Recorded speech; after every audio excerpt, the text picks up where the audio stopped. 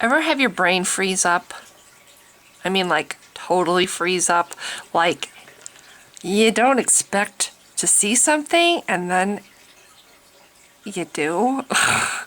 And anyway, I am currently suffering from a really bad brain lock, okay? So bad that I haven't been able to articulate really what I want to say because my brain is literally locked up, okay? Okay. What is this about? This is about a video. I just got home and I wasn't really expecting this. I went to YouTube expecting to, have a nice casual time online looking at the newest atheist videos and stuff that I have some subscriptions that I follow. And what should come up but this very short, thank God, or I don't want to say thank God because there's no such thing, but anyway, I'll just play it because it's beyond trying to describe. All right, okay, here it is. Luckily it's not very long, it's just kind of short, so here it is. Gotta get this over here. You'll find, by the way, I talked with Buster Wilson, our GM. He got into a lengthy conversation yesterday online at Truth Wins Out, a very active, aggressive, vitriolic, in fact, pro-homosexual website. The reality is you cannot reason with these people.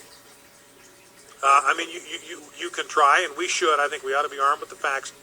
But you can't reason with these people because they are impervious to facts. They are impervious to logic. They're impervious to reason.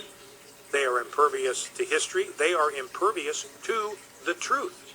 They are completely blinded to the truth. They're in the category that Paul talks about in 2 Corinthians 4, the God of this age has blinded the minds of the unbelieving, and they just can't see. So they don't even see what they cannot see. It just doesn't register with them. Romans 1, and in Romans 1, Paul talks about God giving people over to a depraved mind. Their thinking is messed up. They don't process information the way normal people process information. Check out this, rightwingwatch.org, a project of people for the American way. The American way, I suppose that must be what he represents, what his opinion. Oh, interesting. Okay. Normal people, he says. Normal people, let's just insert in parentheses when he says normal people, people just like me, people who believe just exactly what I believe. Everybody else is abnormal. Believers are normal. Believers in Christianity are normal, right? But atheists are abnormal.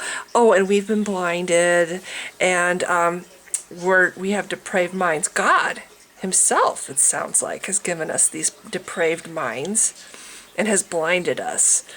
That's really great. I think it's great that God literally wants us to be blind and not see the truth, which is, of course, what this guy believes. Not what people in, say, Saudi Arabia, that came out funny, believe, but or Indonesia, or India, but what he believes here in America, the majority of people in America believe, which is, of course, Christianity, and we just happen to be the lucky ones born in this country, so our beliefs are the only ones that are right. And what pisses me off is this person, if he was born in, say, Iran, he would be a Muslim, and he would probably be saying how everybody who isn't a Muslim is blind and has a depraved mind. But no, because he's born here in America, the beliefs, the preferred beliefs, the only beliefs that are true are his beliefs. Christianity. And everybody else is not normal. Everybody else is, he refers to himself in people who believe what he believes is normal. Everybody else is apparently not normal. Or maybe he's just talking about gays, although it's hard to tell from his video because he kind of dances over the whole thing about homosexuality. He's more like describing unbelievers, you know, people who don't believe what he believes. People who actually want to see some facts before they decide to give their lives over to something and give their money up to something and give their time, excuse me, and their energy and their hope over to something and tell their children about something. People like that, imagine wanting to have facts, wanting to have some kind of evidence before they are willing to believe something, heart and soul, without question. Can you imagine that? Man, I know, I can see how we are totally blind by having that whole need to have evidence thing. I mean, wow. I just can't, it really hurts me, honestly, that I can't just be blinded, that I can't see what I'm supposed to see. That's what he said, right? So, oh, I know, all this science and all these archaeological things telling us that none of the stuff in the Bible really happened, or that none of the people in the Bible likely existed, or very few of them. All that stuff is just blinding us to what is really truth, which is what he believes, you know, which is, of course, what this one book, you know, that he's quoting. This is funny. He's quoting Paul from the Bible. Paul, who is like the biggest sexist pig in the New Testament and a huge bigot.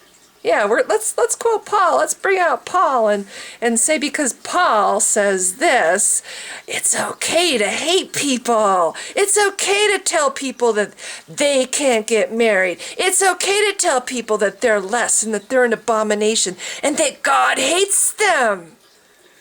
Because Paul says so. Because people in the Bible says so. Who wrote the Bible? Oh, I don't know. When did the Bible get written? I don't know. Why did the Bible get written? What was the point? What was the agenda? What was the powers that be that put it together? What were they trying to accomplish? How many Christians actually take the time to research how Christianity came to be, or how the Bible came to be, or who Paul is, or who any of the people in the New Testament are, or were they even real people? Or were they fictional characters dreamed up by anonymous authors hired by a church that had a huge agenda? What was the agenda? Why do people not research this? Instead, we're going to stand there and we're going to throw out insults about everybody who doesn't believe what we believe.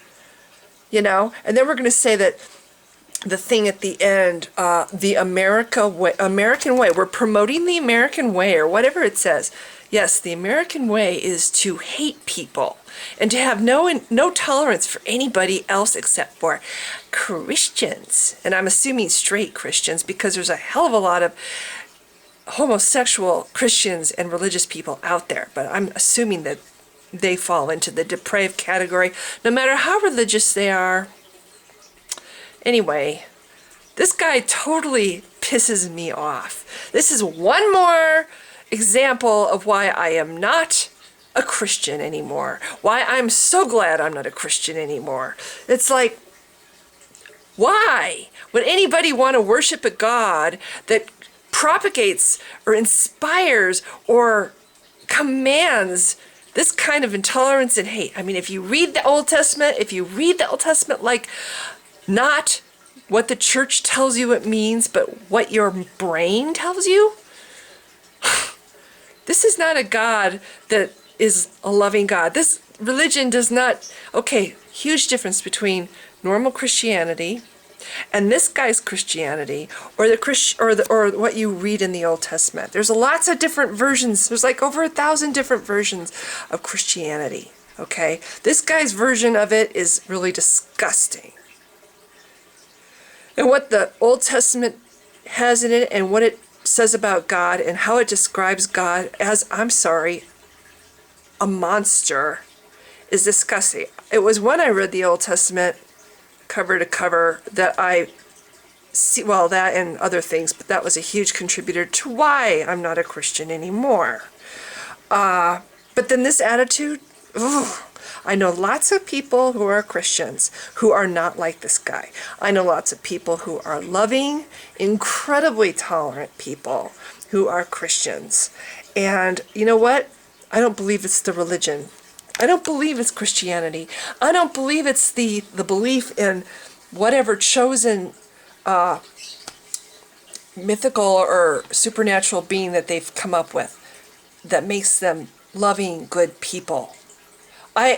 Christians will be the first to tell you that Mormons are not Christians, and yet I have met so many wonderfully good people who are Mormons. It's the same with Christianity. There's some really great Christians out there, really wonderful, loving Christians out there. And you know what? Newsflash. There's some really wonderful atheists out there. Wonderful, loving, caring atheists who will, jump in front of a car to save somebody kind of atheists. I really hate that people judge other people based on what they believe.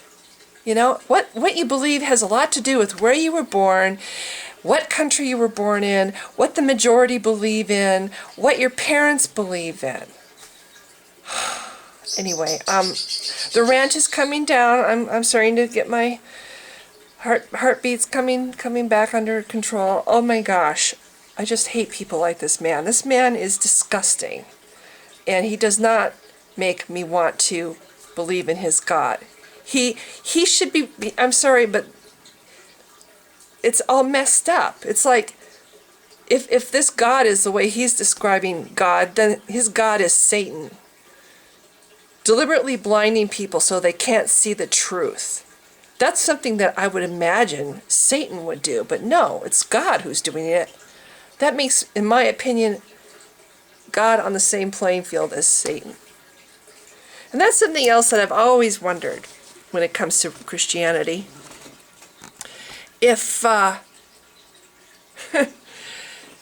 if God doesn't like people who don't believe in him, because those people instead choose to be living under Satan's domain, right? And Satan is God's enemy, why would Satan want to torment people in hell? I would think that people like myself who go to hell, because we can't believe in Satan's enemy, would be, like totally, whatever. I'm not making any sense. I don't believe in Satan either.